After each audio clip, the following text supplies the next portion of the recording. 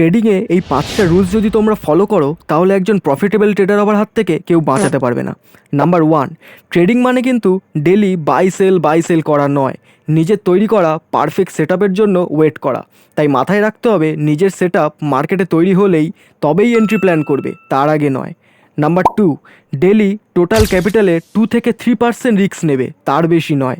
Number 3, daily 1টা থেকে 2টো trade plan করবে।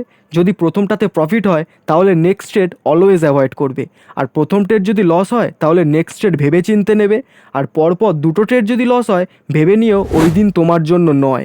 Simple system বন্ধ করে নেক্সট ডে নিউ অপরচুনিটির জন্য অপেক্ষা করবে।